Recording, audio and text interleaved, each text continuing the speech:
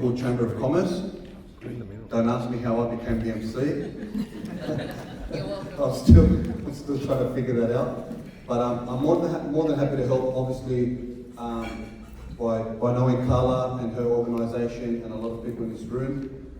I think events like these are very important, and we need to have these events to provide some collaboration and working together with different industries.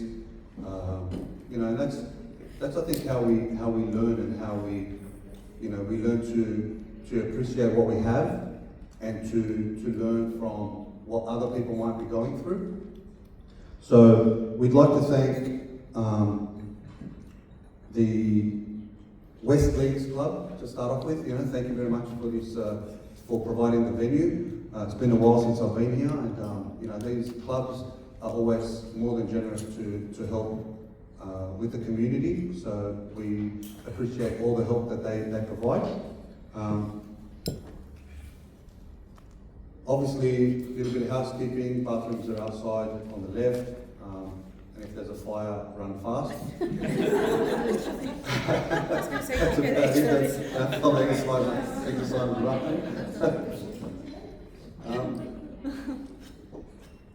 So it's saying that just quickly before we do start and get some of our speakers up, talking with a few people in the room, and I was trying to figure out what I wanted to say, without the jokes. I just did. The opportunity was there, but I value my life. But these type of, I look back and I think, obviously we're talking about women in business and empowering women, and coming from a Lebanese background and some women in my family who are very strong, they've helped shape me to the person I am today. And I look at it as a positive in my life. Obviously, we all have problems. There's good and bad. We're gonna have events in our life that are life changing, and we're gonna have to deal with that. But having the right people around us is always a bonus, and that's something that that I can't speak highly enough. And you get a little bit older in the sense of you become a person from the people around you. And I believe that, sometimes a bit of cliche there of, you hang around the wrong people, you're going to become one of them, and if you hang around good people, you're going to become that.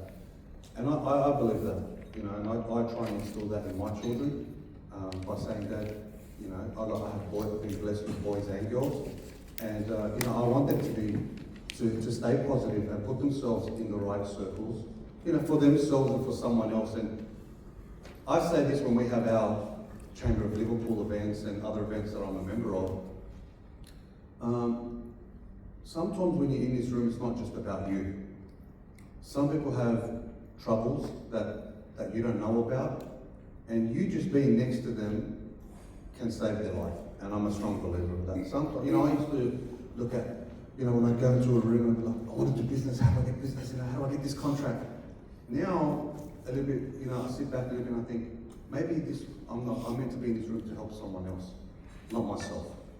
That maybe someone just needed someone to speak to, maybe someone just needed, some advice, some general advice, and they were too afraid to ask someone else.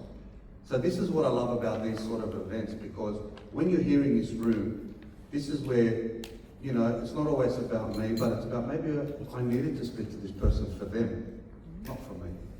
So that's why I love coming to these events, and I'll support them as much as I can. Thank you, Carla, for the opportunity for coming here. And I hope everyone does take something away from today, a new friendship, and maybe even a business deal, if we're lucky enough to go down that path.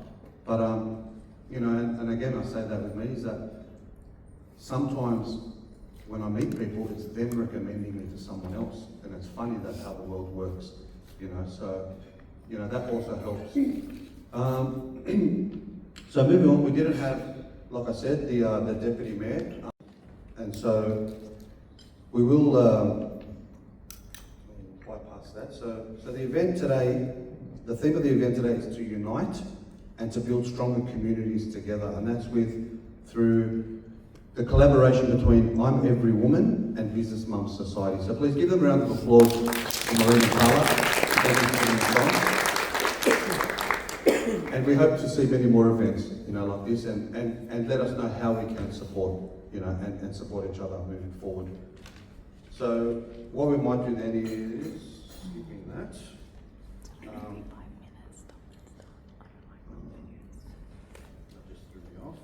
We're going to have Maureen. I think you're going to come up, Maureen, because we don't have the if you would like to, introduce, talk about the I'm Every Woman Foundation. So Maureen is the founder of I'm Every Woman, and here she is to share her story and sort of journey, in the organisation and the mission to empower and uplift women. So thank you, everyone, for very much. Thank you, Michael. That's love. Thank you for the opportunity, Carla. So I'm Maureen Amalu, and I'm the founder of I'm Every Woman. People wonder, why did I call this charity I'm Every Woman? It's because it started off as a healing journey for myself. So just a quick background about myself. I have a child who's 7, Caleb. He was born with a chromosome deletion. So it affects many parts of his body. It's called Wolf-Herschel. It's a really weird name, but it affects 1 in 50,000 people. And so that's where this journey started. And at the beginning of the journey, it was chaotic. We had Caleb. It was unexpected that he would be born with such a complex condition. And so I'm trying not to talk fast and cry at the same time, which is really hard. And so that's where our journey started. In 2017, Caleb was born on the 31st of October here at Campbelltown Hospital, where he spent the first few weeks of his life in the neonatal section, so in Special Care Nursery. And at that time, I had been working for 15 years in the real estate industry. I pretty much had to stop working and become full-time carer to my son, which came with a lot of challenges. Obviously, the financial challenge of giving up my job, the financial stability, the emotional roller coaster that it took us through, the physical challenge for myself. I was with yo-yo. I was putting on weight, losing weight, putting on weight, because I was going through a really difficult journey at that time. And there's a lot of uncertainty around raising a child with special needs, and also being a first-time mum. I felt like I was robbed of, showing off my child to everybody, because Caleb was born with a cleft. I should have brought the photos, but he was born with a cleft. It was really obvious. So the minute you saw him, you knew something was wrong with this child. And so I spent the first couple of years trying to protect him. No photos on social media, nothing that would, raise questions about him and, just protecting him. And so I went from an independent, working, get in the car, go to work. Life was great. I had a great job. I had just been married for 3 years to my husband, who's here today. Everything was great. Church was great. We've been serving there for 24 years, so it was just a great journey, and life was great. And then in an instant, the day Caleb was born, it changed. And so it's changed us as parents. It's changed us as a family, and just in the community. And so that's where I formed the Sisterhood sessions, which is where all the women come, whatever journey of life they come from. We do creative arts, just self-care, so that we can get together and talk to people. So obviously I come from a very supportive family. My sister-in-law Sonia's here. She's also Lebanese, by the way. And so she's married to my brother. And so it's changed the whole family dynamic, and just having those sisterhood sessions, really bringing everyone together, really everyone's thinking, oh, it's great, I get to do some painting, I get to, do some self-care, some yoga.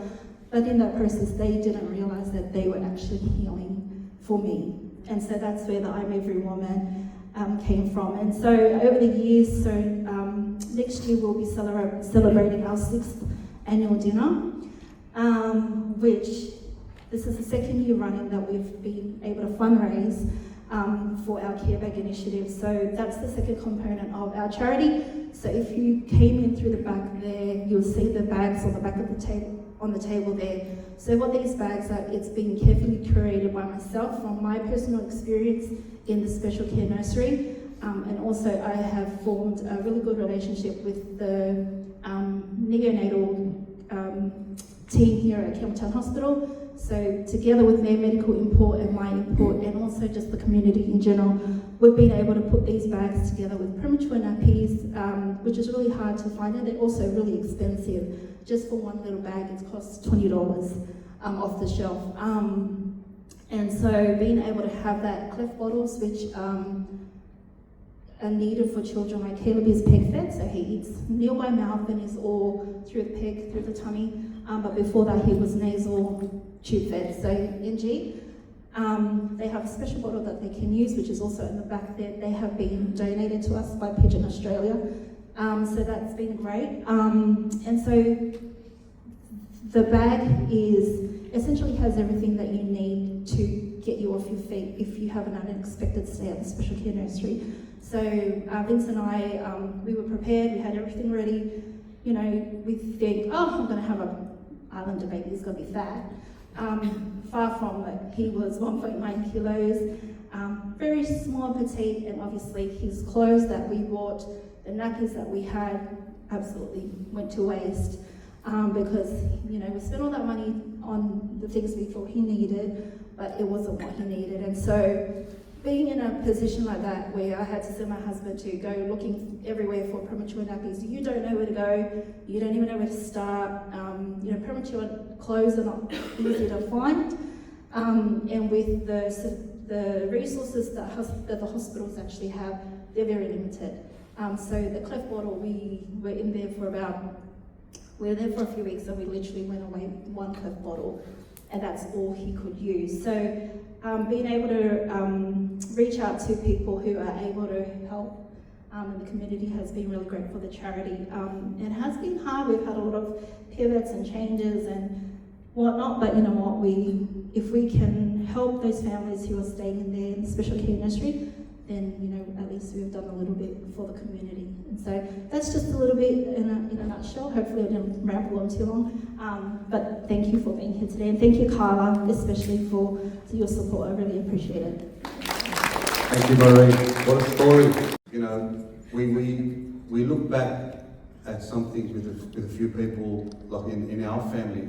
We've been pretty blessed, and sometimes we take things for granted that our lives are perfect, and then when you get a spanner in the works, it's funny how things change very, very quickly.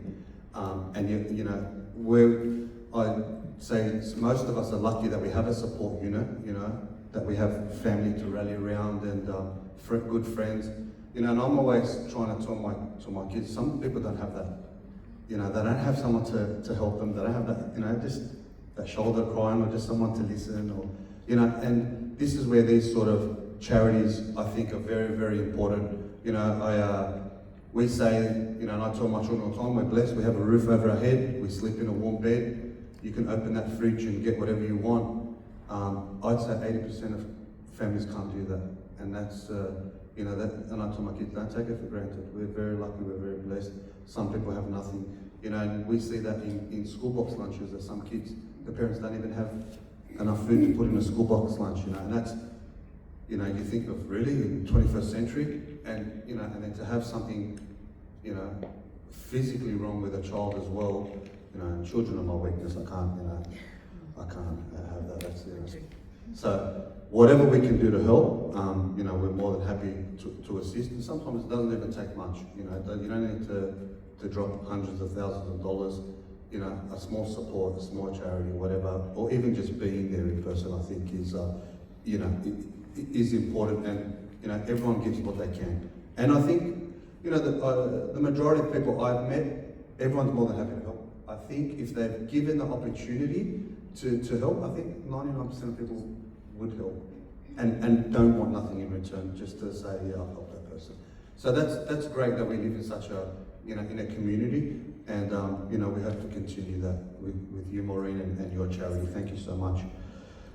Up next, I'd like to introduce Carla, the founder of Business Mums Society, which I think is a great initiative, and things that I've heard and been part of, and that's how I've got a little journey there that sort of ended up with a few people in my office, which is great, from people spreading the word, people spreading the word, and that sort of allowed me to think of things differently than what I was used to in my office, hiring someone and blah, blah, blah. And I thought, maybe I can hire a mum for a couple of days. That's what I need, just to sort of fit in that's beneficial for me and beneficial for her. So, things, how we can work together and how we can, make things work, which is good. So, Carla, would you like to come up and say a few words as well, please?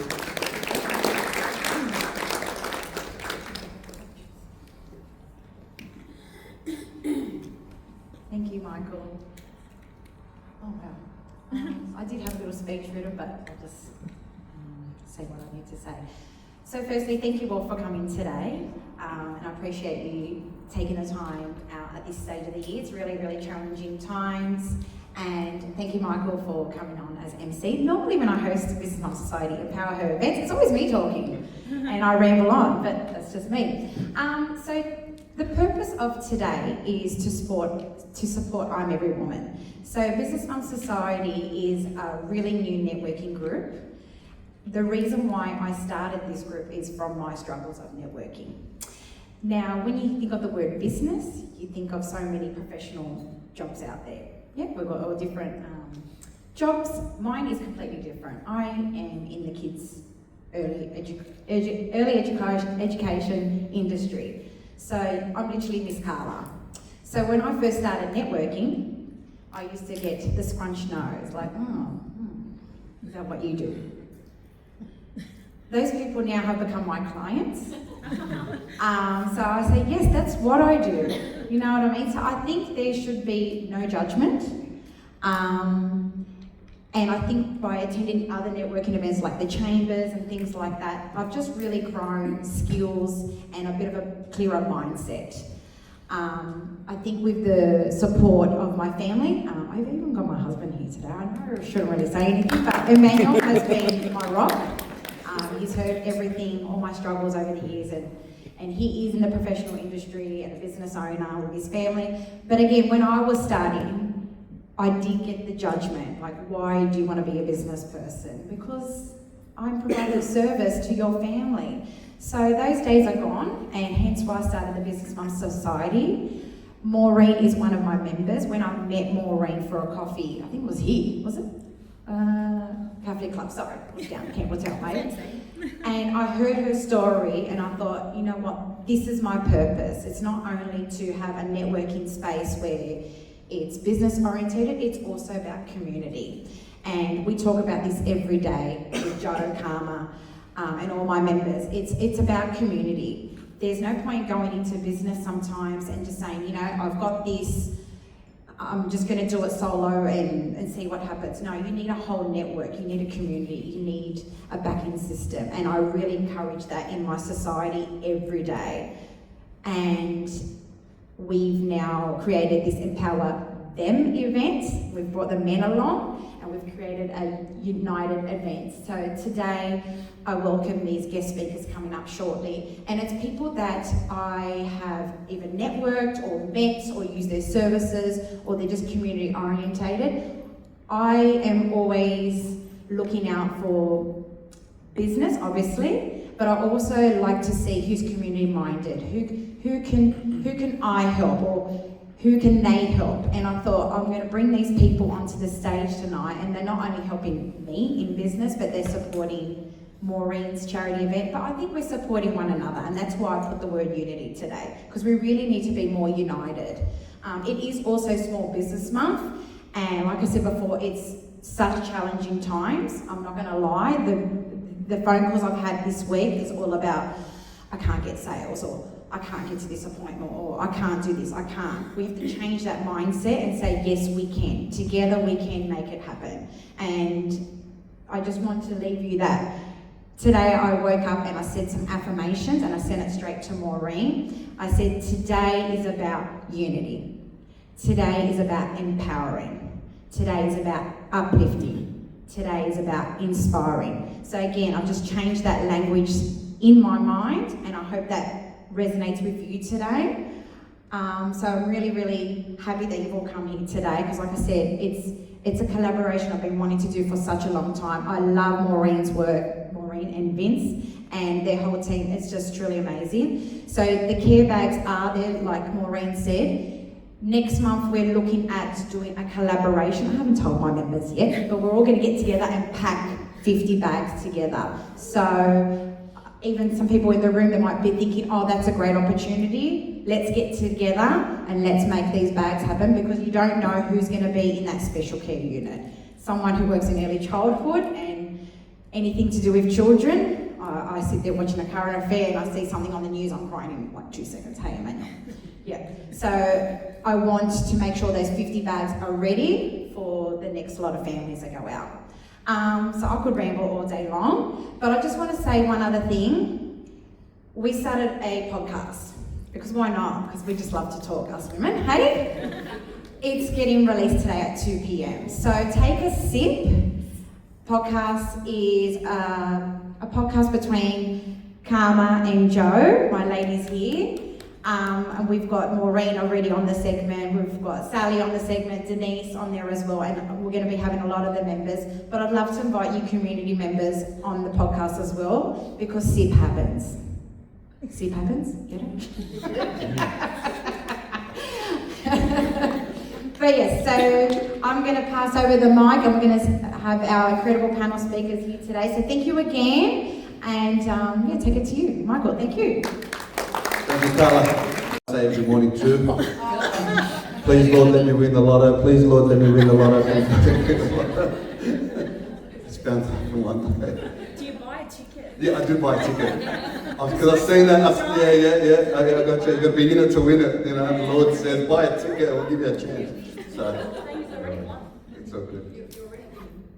Because he's got you. Yeah. Of course. Well, look, guys, moving along. Like I said, we got a great panel, and I love listening to different people again.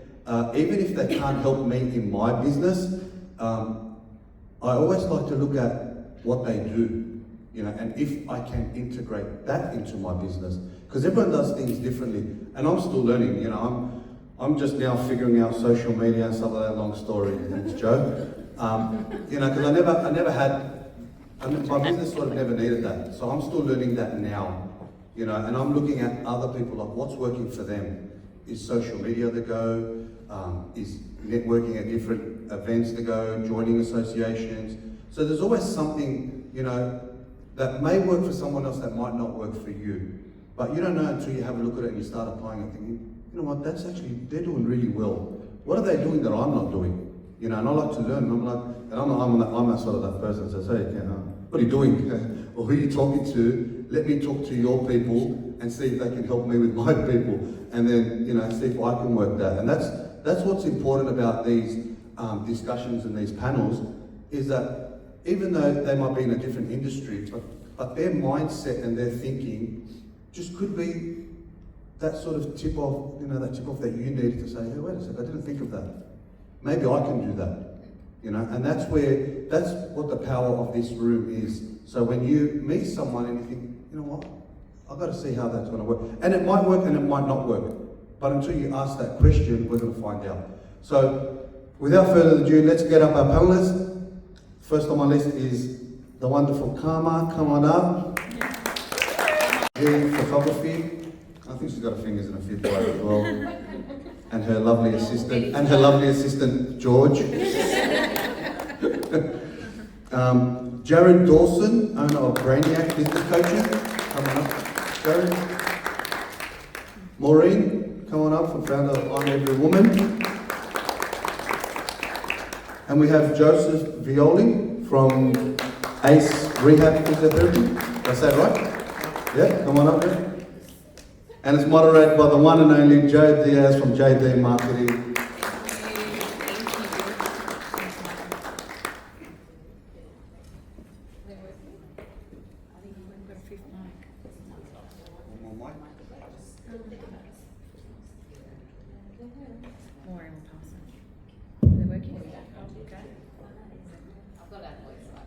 I think Carmen wants to sing.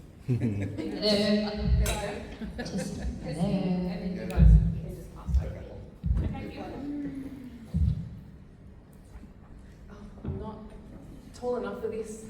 Anyways, thank you everyone for coming today.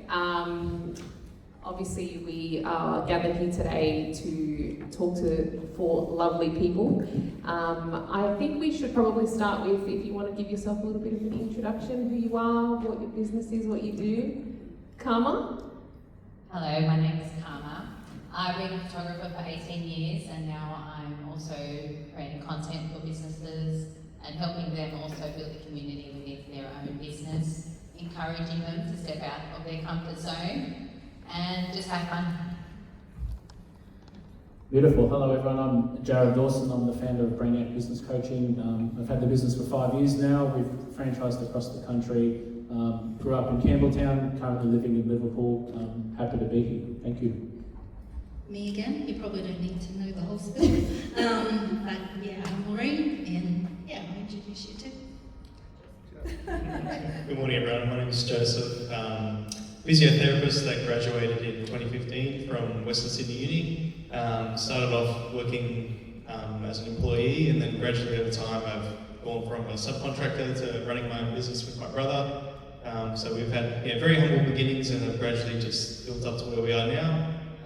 I'm a husband, I'm a father of 2, so really happy to be along for this event. Thank you.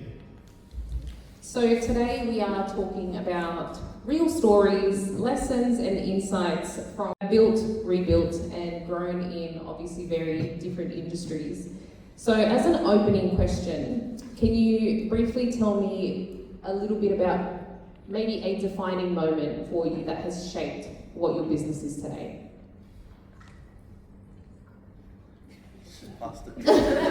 Jared, would you like to start?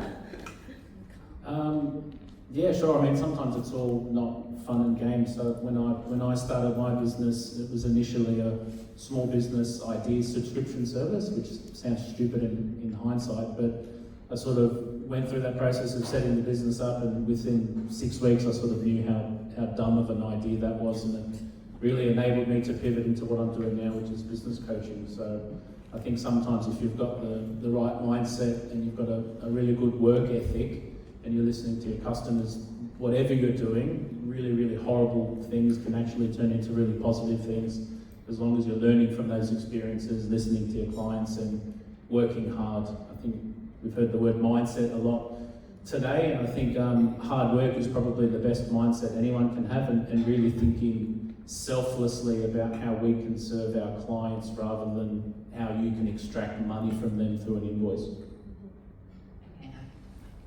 Okay, so being in business, I started mine at 20 years old, and I learned over the years that yes, it's not about me, it's about how we can serve our customers. So I've changed my business so many ways. I started off with business corporate, then my children came along, so I needed to be home. So that's how I also pivoted, because I heard a lot of my friends from school even asking if I take photos of babies, and I thought, okay, well that's probably the sign to move into the baby and photography, capturing those precious moments of your newborn and families. And now that my children are older, I'm also listening, since being part of Business Mum Society, I was hearing a lot of, I don't know how to create content, I don't know how to talk to camera, I'm very shy. So that's me also, the universe saying, okay, Karma, it's time to pivot again. And that has been the biggest change in my business personally, emotionally, everything, just to say bye to that side of my business and step into this new world of creating content and just sharing my knowledge and my insights and encouraging people to step out of their comfort zone. My defining moment would be when I realised that I was now a full-time carer and that wasn't going to change. So my mindset had to change. And so from that moment I had to change what I was going to do. So obviously my husband was working to, put food on the table with that for us, and so I was no longer working. But although I was looking after Caleb and I had my hands full, I still wanted to do something for myself because I had always worked. And so it changed a lot. I started off doing, I was doing hairstyling already on the side. And so I tried to do that more full time, but then that didn't work with my situation. Having Caleb, I can't take him with me. He's more complex, like it's not easy to do that. And so it pivoted again. I still use the same business name, but I tried to incorporate a clothing line so that I could do that at home. Once again, hospital, in and out, it wasn't working. And so I found that even though I had been in the real estate industry for a long time, I don't think that was what I really loved doing. And so being in the situation that I was in, I was like, no, I want to do something that is inspiring instead of hiding Caleb and hiding myself, which I did for a few years. And losing myself in the process, I was like, I wanted to do something that was purposeful, something that had a purpose, something that had a goal, and also that would help me in my healing process. And so using Caleb as that inspiration, he has been our inspiration for everything, and that's where it's changed, and that's where I'm Every Woman has become what it is today. And when I start doubting myself, I know, look at Caleb, and he's that defining moment. Probably similar to what Carmen said, my roles evolved a fair bit over time. When I graduated, I was just a physio, or barely knew how to be a physio, fake it till you make it. And then gradually over time, I've shifted to becoming a bit of like a business owner and then managing people as we've grown. So that's been really difficult because people are hard. My business is primarily women, so I think definitely having good, strong women around me has helped me understand their needs as well. Defining moment is we won our local business award earlier this year, which has been awesome. So, thank you. So I feel like we're onto something, we're doing something right. So it's been really exciting, and just looking forward to the future and seeing more growth in a timely manner. Thank you for sharing. Karma. As you mentioned, you're no stranger to a pivot. So what would you say to someone who is thinking about pivoting, but they are not sure or are confused if that's even the right way to go? So pivoting is a natural thing in any business. I learned the hard way that it's okay not to be or do what you've been doing for the last 10 years and change. So there's a whole mindset behind it that you need to be okay within yourself first, that it's okay, give yourself permission to test the waters, go out there, network in person, ask people what they need and listen, actively listen and take notes and be present when people are speaking to you. And if some ideas come up as they're speaking, because I'm always about ideas, ask my husband there, then if that is pulling you towards that pivot, towards that new goal, then go for it. Brain dump everything, all your ideas. Don't just jump without a strategy. Speak to the people that you need to speak to, like lawyers or accountants need to be involved. Make sure that you have a team around you to ensure that you can do it, and also do those positive mindset things in the morning. So it's all a journey, mentally, internally, and outside. So just have those conversations within yourself and with trusted people, not just anybody. People that really can help you step into the next pivot. If that makes sense. Joseph, if you can tell us a little bit about what inspired you to go into business owning. Why not just be a physiotherapist? That's a tricky one. I knew from a young age that I definitely wanted to be a physio. I spent a lot of time at the physiotherapy clinic, always injured playing sport growing up. So I had a really good physio back then, and I think it inspired me. I think I was maybe 10, 11 years old, so got the marks to get into university, got into physiotherapy, and continued along the journey, graduated and finished, so I definitely still enjoyed being a physio. I probably learned from having probably not so much of a great boss when I first graduated. I probably learned a lot to do with business, but still part of growth. And then had different opportunities along the path, and ended up getting an opportunity to subcontract under another big business in Casula called Back to Balance. So I feel like that's where my business journey probably started.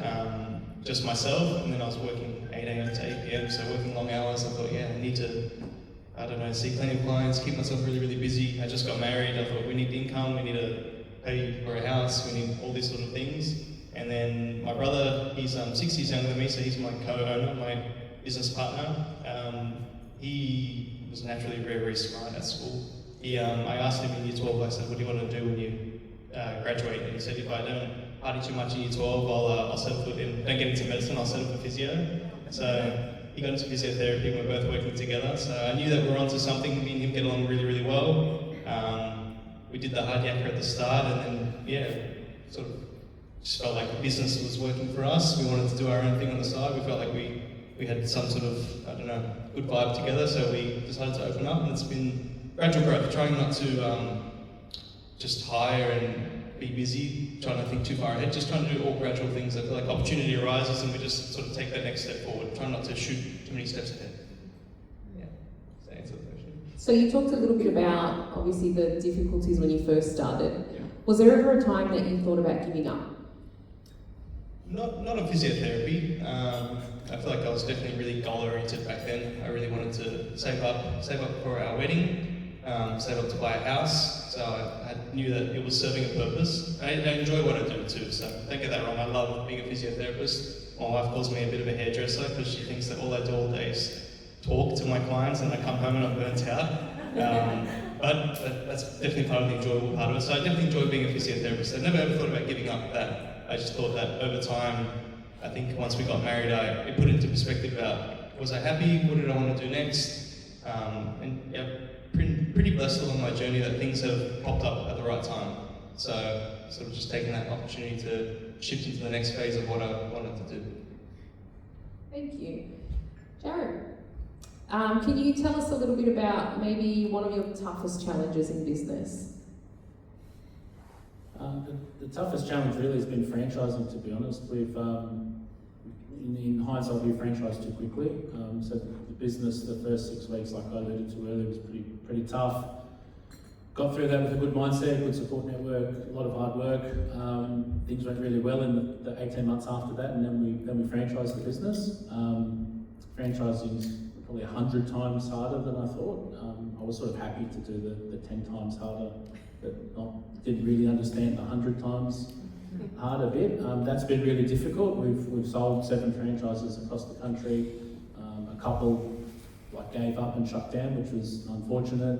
We've still got 5 now across the country, which is fine, but we've got some personal struggle ourselves. We've got a 4.5-year-old who's got level 3 autism and ADHD, which we spoke about on Instagram last week. That's been really difficult, and that was probably a blessing in disguise with respect to the business journey, because I put everything into perspective, and I think I'm a high-functioning ADHD or something, and I'm just go, thinking about taking over the world, 500 franchises globally. So, and we were on that path. We had expressions of interest from all parts of the world with respect to the brand we built and expanding the business and all of this sort of stuff, but then sort of getting out of that fixation around growth and money and all this sort of stuff, and having the blessing in hindsight with Matthias's diagnosis and all of the challenges that has brought.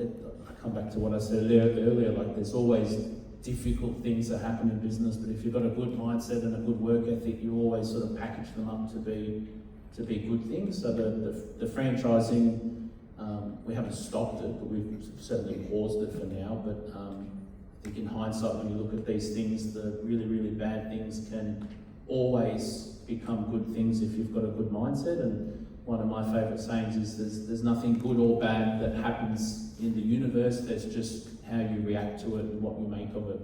I mean, I don't want to be too macabre, but in 200 years no one's going to be here, so you've got to really, you can conclude from that what you want, obviously, but with respect to things that happen in the universe, there's stuff that happens and then there's how you react to it, and I think there's always good that can come from bad things. Yeah, I think it's important to some experience, and I'm sure most people that are in business have had those moments. So rolling off of that, how do you handle uncertainty in your business? You obviously have had uncertain moments, and how have you handled those? I've got a fantastic wife, so she's great. It's our 16-year wedding anniversary today, so she let me come here. So she's very supportive. Sorry. No, that's okay. Having a really good relationship, really good foundation with faith. We're practicing Catholics, very family oriented, and understanding the reality of the transient nature, I think, of this world always gives us confidence to sort of progress forward with uncertainty. I think to a certain extent everything's reasonably preordained, and we can have a little bit of wiggle room, sort of controlling, do we go left or do we go right at this stage. So, and the other part, I guess, navigating uncertainty, God's given me a lot of gifts, work ethic, good family, I think a little bit of intelligence in there as well, hopefully.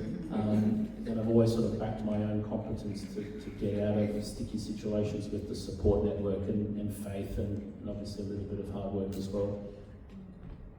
Thank you for sharing. Maureen? Yes. Your situation is obviously a little bit different, but I'd love to know how you juggle everything, because obviously I know you quite well, I'd like to imagine, and I see you do it all. I see you be a mum, and I see you be a wife, and I see you be this incredible person. How do you do it all? Truth is, tell myself first. Just met my husband, he's the right guy. How do I do it all? Well, to be honest, I don't always have it together. It seems like I do, but the real word for it is being organised. That's truly what it is. It's being organised, and it's taken me years to get that. And my husband knows, because I'm already an organised person, but we have a lot of spanners thrown in the works. If Caleb goes to the hospital, it puts out my 4 and 5-year-old, and they all go to 3 different schools, and it's really hard to manage home life, husband, children. We also go to church every Sunday, so that has been a journey in itself. Just getting the kids to places is really difficult. And then running the business, making sure I'm at the office most of the time. It's been a struggle, but if I'm organised, then I find that things run smoothly. So when something gets thrown in the span, like a spanner gets thrown in the works, at least we can, work with it. At least we can call upon our support system and say, hey, we need this. Can you help us? Can you pick up the kids today? Caleb's got a Westmead appointment. We won't make it back by 3 o'clock. It's just a whole organising and then having that support group there to help. And so, yeah. And you've seen me make Caleb's food, like his pig fed, so everything has to be bulk made. And it's a struggle, but you know what? If you're organised, you have the support, and also having if I need to have that positive mindset, because if I wake up on the wrong side of the bed, then the whole family suffers for the whole day. And I don't usually wake up like that, but sometimes I get really tired. I'm worn out, and I guess that's the same for everyone in this room. When you're managing all different things and different members of the family, and really, I'm the person that has to be organised, because if I I say to my husband, all right, I'm sleeping in tomorrow, you're on duty. Sonia knows it's not going to happen. And that's when, you know, I start getting all, you know, frustrated and flustered, and then from then it just goes downhill. So I think the 3 points are, you know, first of all, be organised, second, have a great support group, and then third, just be positive, even if you want to strangle the husband. But in saying that, he's here, he's my number one support person, and so yeah, that's it. I hope that answers it. Thank you. The poor husbands, they put up with a lot. Yes, all the husbands on the table. Karma. So if you guys are not following Karma on social media, you should. For those of you who don't know, Karma is here, there and everywhere. But I'd love to know, obviously, you're very well known for being high energy and full of life and all across social media. How do you stay that way? Because I feel like we've all had those moments where it's, I don't want to get in front of the camera, I don't want to talk to anybody, I just want to hibernate. How do you stay so high energy? I'm naturally high energy, if you know me. I don't need alcohol. If anything, alcohol does the opposite effect. My husband tried to do that on the honeymoon and I actually fell asleep in the club. So he carried me back home, back to the hotel, and he's spewing because everybody's outside having fun and I'm just snoring away. So just having my own personality, I can't give that to you if that's what you wanted to do. But just listen to your body. I've learned for so long to just listen to my body. If I'm tired, I sit and I sleep or I recharge. And as a mum, always on the go, we never give ourselves permission to do that. And I was telling my husband probably 5-6 years ago, like, I'm having a mental breakdown, I need to sit. He's like, why are you working? Just sit. I'm like, oh, okay. So I needed to give myself permission to sit and recharge. And boundaries is another thing, because I know people that will keep on taking, and you've got to learn the boundaries within yourself as well. Give yourself boundaries and control how much energy you give to other people, because that drains the hell out of you. So like I said, listen to your body and just give yourself a break, and then what I do is I set days in my mind and on my calendar, like you have to be organised. This is the day I'm going to be shooting content, and I will make sure that I need to be ready. Hair, makeup, sometimes I don't have makeup on. I do need to do my hair because otherwise people think I'm a crazy cat lady, but yeah, just plan ahead and just hype yourself up. The biggest tip I give to my customers or my clients is have someone with you. So a lot of the times if you see any of my reels or even my customers, I'll be in the camera in front of them as well, because that my energy kind of bounces off with them, and then that gives them the confidence to do it themselves eventually. I've seen that with a lot of my clients that I've done with, and they're out there doing those content, but with somebody. But that's the first step. The other thing is getting a lot of videos that will never see the light of day. But it's just me practicing in my mind. This is never going to go out there, but it's like a muscle. You've got to keep on doing it. And for me to be here is big for me. It's like my second panel speaking role, but just learning to settle my nerves and clear of mind and making sure I make sense is a very big milestone for me. And just giving yourself, you need to be patient with yourself. And there's no race. So let's just take one step at a time. I hope that made sense. Yes. Okay, good. Yes, great advice. Joseph, can you share with us what's something that you wish that you had known earlier in your journey?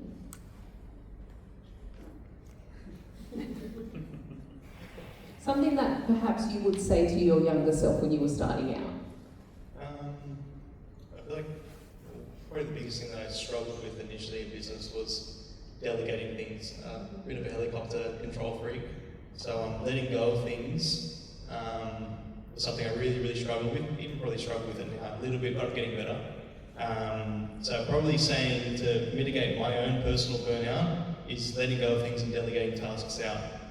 Because if you're trying to do absolutely everything within a business, it's it's not going to work. And then trying to double handle things, and if things aren't done the right way. So yeah, definitely try not to be a control freak and trying to delegate and share responsibility. And when I do, it's right. It's taking a big load off me, especially being a dad as well. Trying not to do stuff outside of work, and having that balance has been difficult, but definitely helpful in that sense. And then just communicating what I'd like from my staff, and they know how I am. They know I'm a little bit OCD. So I guess yeah, just being open with communication, telling them, not expecting them to read my mind, really is the biggest thing. I can't even read my own mind sometimes, so it's hard. I love that, thank you. So this is more of a free-for-all question, so anybody please feel free to answer. But what's one piece of advice you'd give to someone who is at the beginning of their journey or just starting out? You go first. Just start and get that network around you, and just have the right people giving you that advice as well, because your net worth is your network.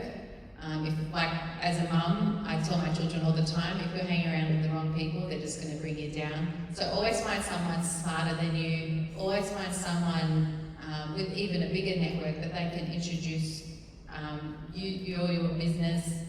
Just always look around to see, okay, well, don't think of people in the same industry as competition. Think of them as inspiration, and how can you aspire to be where they are, if that's even where you want to be. But just, you need a goal, and then when you reach that goal, have another goal. Don't stop giving yourself goals, because we're human and that's how we strive to keep going. Thank you.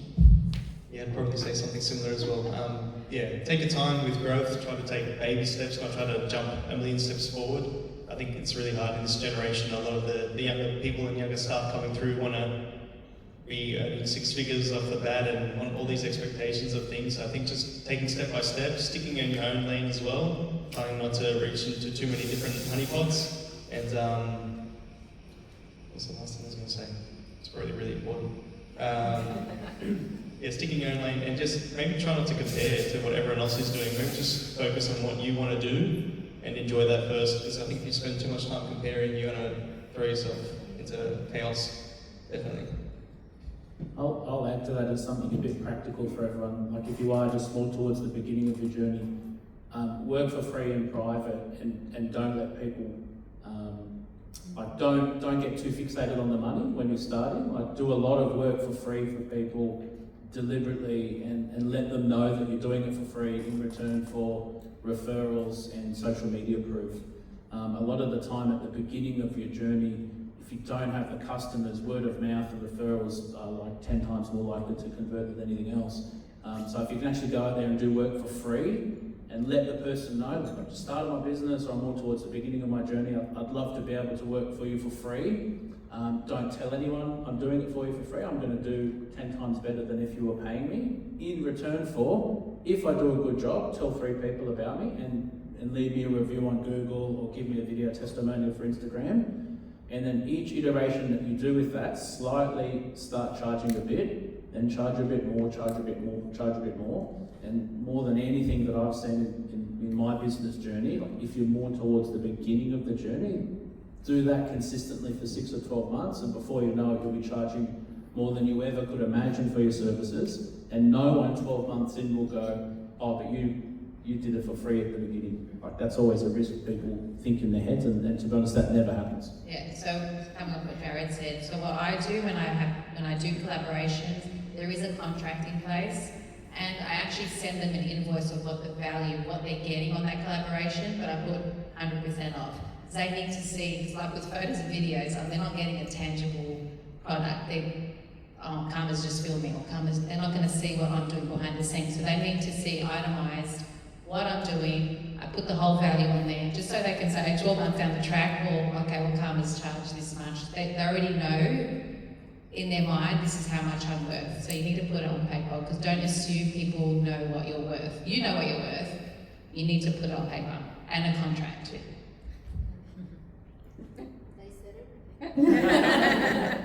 I love that. Look, does anybody have any questions that they'd like to ask our panel? Any questions? No, we've covered everything. In that case, I'd love to thank all four of you for taking the time out of your day to be here and answering some questions. Can we please give them a round of applause? Thank you so much. Thank you. When I get to sort of, sometimes I'll be sitting down at night and I look at my life and I think, my main things at the moment is just balance. Balance my work life, balance my family life, balance my kids. Because sometimes life moves pretty quick. And, if it's moving too quick, you might miss out on those little things. Like my children are still young. If I'm always at work working on my business, I'm going to miss out that time, reading a story, playing outside, doing something, going to their event. I'm not going to get that back. So sometimes you just need to sort of sit back and just enjoy where you are. Enjoy the journey. There's really no destination, because like Carmen said, there's always a goal, there's always something better, bigger and better, bigger house, bigger car, bigger TV, whatever it is, if that's material, But sometimes just enjoy the journey. Enjoy the journey. Like I said, these things, life moves pretty quick. And I look back and unfortunately we've had quite a few funerals this year and last year, people that are close to me, and I'm like, is that it? Is that it sometimes? You think to yourself, what am I doing? So balance is a big one for me, that work is always going to be work, but I just need to organise my time and say, okay, I'm working here, it's time to close that laptop, leave the phone, this is family time, and that's sort of been working for me, and I like that sort of, trying to learn to balance myself out. I think it's very important, and very important for myself mentally as well, because like I said, work is, I got called a serial entrepreneur the other day, and I thought, because I got my fingers in a few pies, but I enjoy that. That's me. So some people concentrate on one thing at a time. I can't do that. Maybe it's the ADHD in me. I need to do 10 things at once, and I enjoy that. And when I stop doing that, then I'll find something else to do. I'm sure my wife will find something for me to do. On that note, I think we've finished our session, our event. Yeah, by all means. Just before we do leave, as the president of the Liverpool Chamber of Commerce, who's a member of the Liverpool Chamber of Commerce? Sorry, we're going to give us a plug. Come on, people. Damn it. I know there's a few people hiding in here. Spiro is our secretary over there. But everyone needs to join the Liverpool Chamber of Commerce as well. So, sorry, Bella. Because that's where that's another platform for businesses in this area. And again, it's strength in numbers.